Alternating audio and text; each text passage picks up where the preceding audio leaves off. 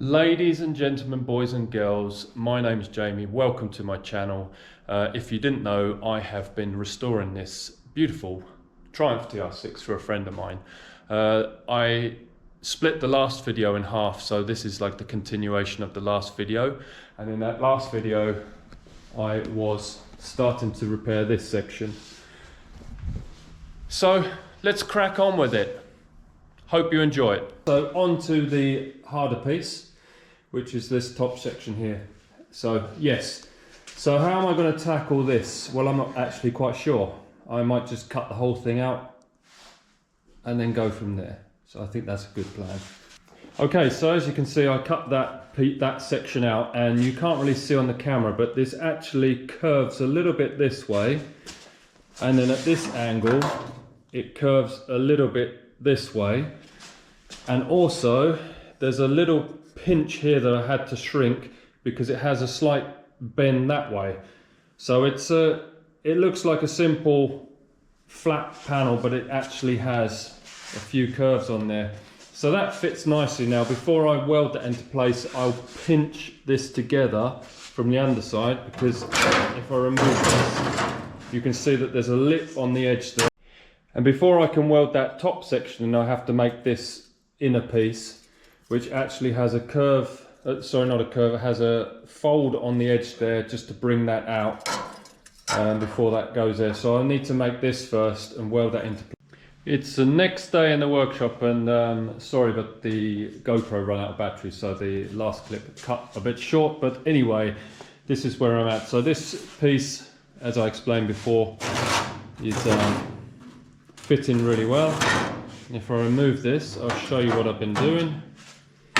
So I'm making this tricky little piece here, which is quite fiddly, but it's fitting really nicely. And again, like I explained with when you're lining up the sill and everything, it's no different here. I'm running a straight edge down the side of here, because obviously the rear wing bolts directly onto here. So this needs to be perfect with the profile of the wing, otherwise you're going to have some weird wonky gap. So I'm just going to weld this piece in. And Ollie is here. Hi Ollie. Hello Jamie. How are you? I'm very well. That's great to hear. I'm just explaining what I'm doing. You're explaining what you're doing. Yeah. You're selling yourself. Well, you can put it like that. Well, it is a bit. Yeah, it is. So this is all ready to weld this in. Yes, let's get on. Alrighty, this is going well. So I have welded in this inner piece, as you can see, and I need to obviously clean up all those welds, and then these are ready to plug weld. And then on the top here, I've used MIG welding. I can get behind it, so I could have used TIG, but I choose to use the old MIG. And I use the tack and blow method, which means I'll make a tack with the welder, and then I'll use the compressed air to cool it down. And what happens is, when you apply heat through welding, it expands the metal, and then when it contracts, when it cools down, it doesn't quite go back to the state it was before you welded it. So by blowing it with the cool air, it actually shrinks it and stops it deforming, and you don't get this tin can effect where it's like boom boom. You get what I mean. So I did 2 runs basically. I did a series of tacks, and then I ground it back, did a little bit of planishing just to bring it up a little bit because it had sunken down, and then I went over it again and filled the rest of the holes, and now I'm going to sand that back. It actually feels like the shape is pretty good, so I'm hoping that it won't take too much planishing to get the shape right. So there it is, ground down, and I just sanded it down a little bit. It's a little bit low on the weld there, just that little channel there, so I might try and bring that up. But the curve is actually quite good. If I show you like the straight edge, you can see that it has the curve in there. And if we go to the other side, it's very similar to the other side. You can see there. So yeah, I think it just needs to come up a little bit, and it'll be pretty good. Okay, it's pretty good now. So what I did is I made a template of the profile from the other side. So I basically got a piece of card and I ran a marker along it like this to make the profile, cut it out, and then I brought it to this side that I've repaired. And what I did then is I used a heat gun to warm the metal up, and it makes it more supple and easier to work. And then I got the dolly. I got this dolly from underneath and put pressure up from underneath the panel,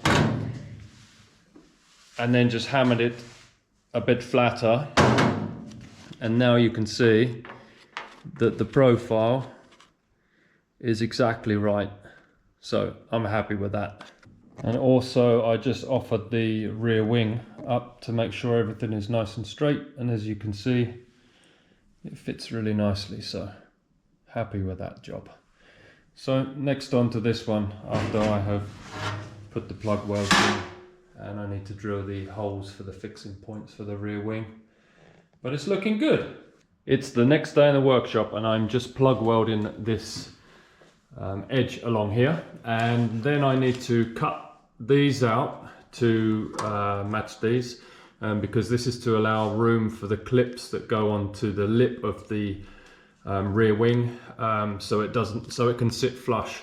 So I didn't want to cut those out before I welded this panel on, because it would take strength out of this curve, or this straight edge.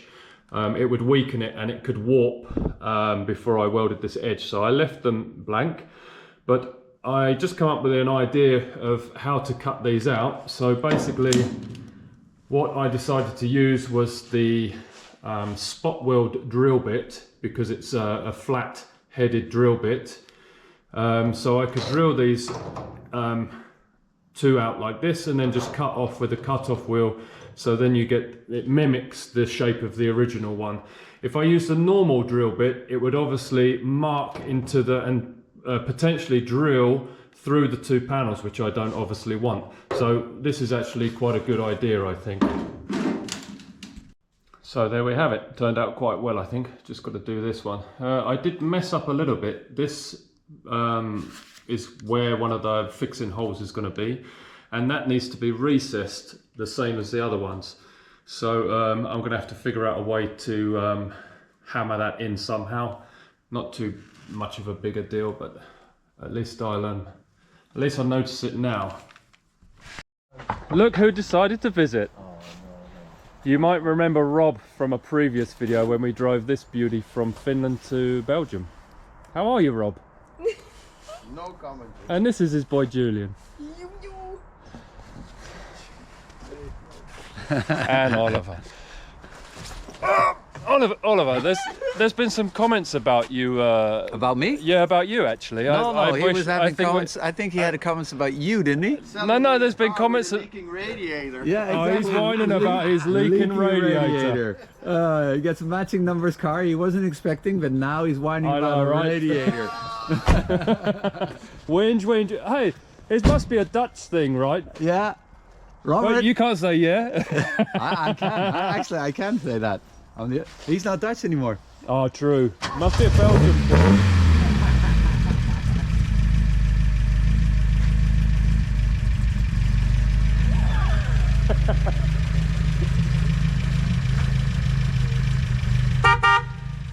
Okay, back to work. Me and Ollie were just preparing a car that we're taking to a local car show tomorrow, but let's crack on with it. So I have made this piece to fit in there, and I've purposely not put the returning lip on there that fixes these two together, because I wanted to use this as a template to scribe around it.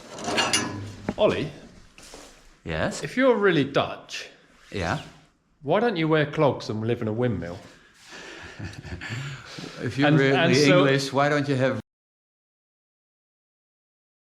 Okie dokie, right, this is almost ready to be welded in now. And if I remove this, I will show you that I have put this lip in, welded it up, cleaned it, bit of weld through primer. I have marked on here where the holes need to be drilled for the fixing points, and also on this piece as well, as you can see. So I can start welding this in. Everything lines up nicely. You see this joint is quite important. So cool. Okay, so that is tacked into place and lining up nicely. I have double checked that this lines up nicely here as well, as you can see. So it's looking good. Okay, Monday morning, and I'm just finishing this off. So I finished welding this in, cleaned up all the welds, cut these sections in, and finished this off a little bit better, and then added a little piece here because this was a bit rotten, but it's looking good, I think. And this profile is really good, so I'm happy with that. So what's next? Well, my target was to get this side finished before I return to Finland in a few days, and I have achieved that, so I'm very happy with that. I have 3 days working on the car before I have to go back. Okie dokie, now I've got some bonus time because I have got to where I was hoping to get to, and now I can do a little bit more. So, right, let's have a look. So as you can see, this rear valance has some corrosion, and it actually is like a double skin, so meaning there is 2 layers. So I've just marked roughly where I'm going to cut this, and I think I'll just cut the whole thing off, both the layers, make new pieces and weld them in. The rest, I just fitted the rear wing like temporarily before I repaired this, and everything lines up nicely. So super happy. Okie dokie, right, I just cut this piece off and separated the 2 halves, and then I have just made this on the English wheel because it's a double. Jamie! I suppose you think you're funny, Oliver. Well, it is actually quite funny. You should see your face every time I do that. Ollie's cleaning the floor. I'm not cleaning the floor, I'm cleaning parts. Anyway, you child. So I'm going to make this edge on here with the bead roller. So I have this nice curve, and I also need to make this indentation here that follows along the whole length of the car before I then make this nice piece. But before I do that, there's actually a couple of repairs I need to do. I actually created this when I tried to cut the bumper mount off because it had completely rusted solid, so I need to repair that. And also on the other rear wing, there's a little dent here that I can knock out, and I'll double check over all these before I put them back on.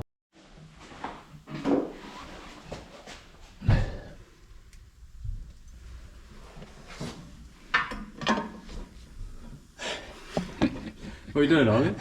Putting a press together, Jamie. Wow, look at your technique, man. Oh, shut That's amazing. Fuck off. How many of these you put together? Anyway, back to the real work. So, I have just made this, if I can get it stuck. So, I just made this piece, which is a double curve, which I made on the English wheel. Then I folded this edge over and trimmed it. Got the profile right to the back of the wing, and then I had to put this crease in it to follow this line here. But as you can see, it fits in there really nice, and the contour of that line is pretty much perfect. So that's that bit done. Now I need to make the inner section. So there's the new and the old. Boom. Something we've just ordered that came in with the press that Ollie's putting together is this shrinking disc. Now this, I've never used one before, but I've heard great things about them, and I thought this would be a great opportunity to try this on the roof section when I get round to doing it, because as I mentioned before, somebody has actually stood on this. Probably can't see it in the video, but it's really messed up.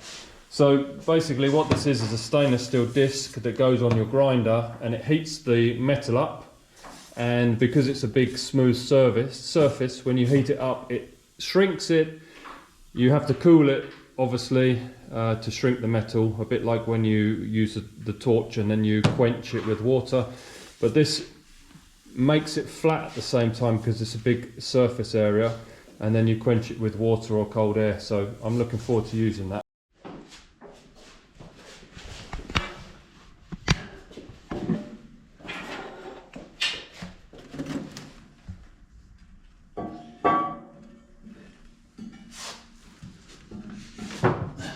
Watch your head, Ollie.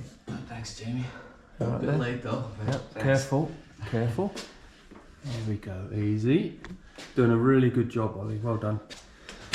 So here we go. So that's the outside piece that I already showed you. And then there's this inside piece ready to go on. It's quite tricky. Oh, I just cut myself, didn't I? Damn. Not tricky, yeah, Jamie. So as you can see, it's like this double skin thing with one curves one way, one curves the other way. So it was actually a little bit tricky to form, but I used a combination. So I used the English wheel to form the double curve, and I used the, what is this called? Bead roller.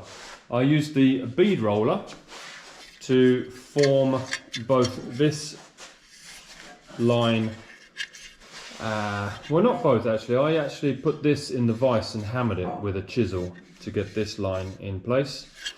And then I also used this machine, the shrinker stretcher, to form the curve on the edge there.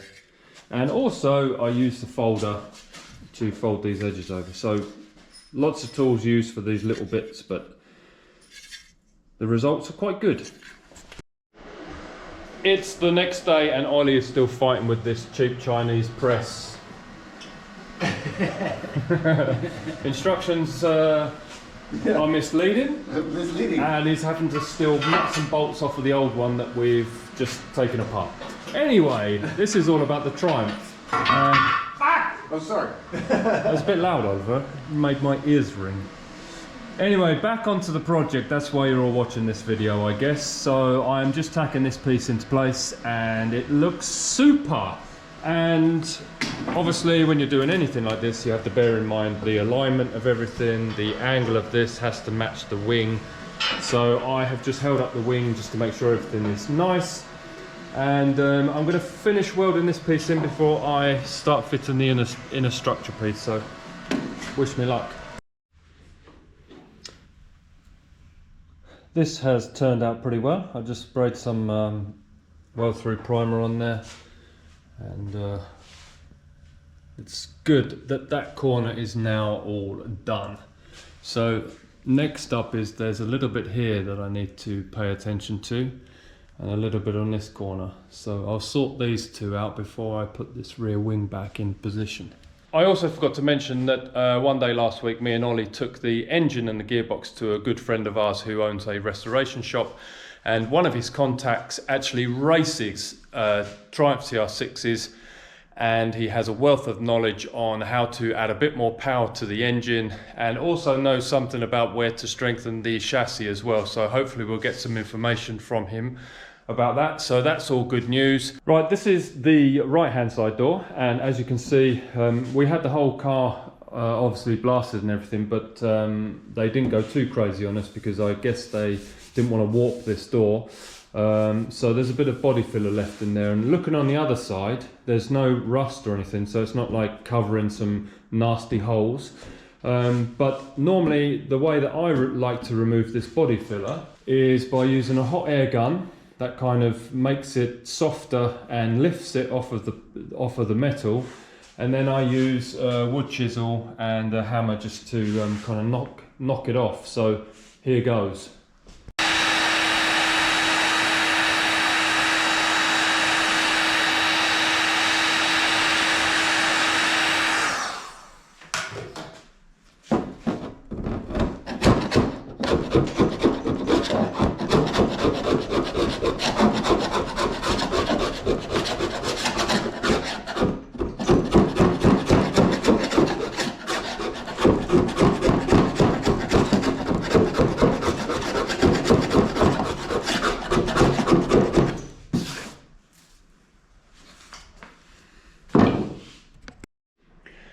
So with a little bit of hammering and the planching, most of this dent is out. There's still a little bit more work to do here. It's a little bit low, but this is pretty square. It's got some deep scores in it, not from me, but I think they've scored it before they put that body filler on to help it stick to the panel. So, but it's pretty much smooth now, so at least it doesn't need so much body filler. But that's not the end for this door. I actually need to do some rust repairs. I don't know if you can see there's a few holes poking through there. Then if I flip this over, you can see along the bottom here, it needs quite a bit of attention. So that is a job for another day, another month actually, because I'm heading back to Finland. So I just wanted to get that dent sorted to make sure we didn't need to order a new door or anything, but this is repairable, so I'm happy with that. Also, you can see if I run this straight edge along the profile, there's absolutely no gap underneath that rule there, so that's always a good indication that the dent has been removed. I just did a little bit more work up here, and where the majority of the dent was, again, that's completely gone. So that saved this skin. If you've been watching these videos, you're pretty much aware what's been happening on the project and how far it's come, and I couldn't be happier with the results, to be honest. I just took some dents out of the door. There was 3 or 4 dents that I just knocked out and put it back on there, and as you can see, the alignment is really not that bad. Where this gap pinches at the bottom here, I'm basically going to scribe a straight line down the door, and then I'm going to cut some of the door off, weld it back in, and then that will fit this perfectly. The gap on the bottom of the door is really good, and this is not too bad at all up this side, and there just needs to be a little bit removed there on this new wing that is stopping the door from going further towards the front. Front wings look perfect, this fits really good. And obviously this gap where I have replaced the sheet metal at the top here, also couldn't be happier with the results. I put some paint on this piece as well, and there's no body filler in there or anything, and I think the shape is pretty much spot on. And then the repairs I just did today, or over the last couple of days, I did some up the top there. There was a little bit of rot, same, there was a spot here. The door is just held on by these, the boot lid is just held on or in place with these magnets, but I don't know if you can see the gaps are really good actually. I don't think I'm going to have to do too much work to get them to fit. The biggest task I have, I think, coming up is going to be to repair this roof. But I'm actually really looking forward to it because I have this new toy to play with, this shrinking disc, so I can't wait to have a go with that. So it's going to be a combination of shrinking, a bit of English wheeling, I think, and I'm pretty sure we can get that looking like new. On the front here, we still need to tackle this front panel, and I have a new replacement part, so I'm going to cut the whole of that front panel out and replace it. And this new old bonnet that we picked up just for 400 euros, I think it was, rust free, and it looks like it's fitting. I mean, it's just resting on it at the moment, there's no hinges or anything, but the shut lines are not looking too bad at all. And again, the other side, it's all been repaired, as you've probably seen in previous episodes. If you haven't, go and check them out. And inside the car is the new front panel, as you can see, and also there is the floor repair section that I did and just made that section there, that floor pan, welded it in, and again all the insides, both these rear corners were completely rebuilt, and it's looking really good. So left to do is there's a couple of pieces under here.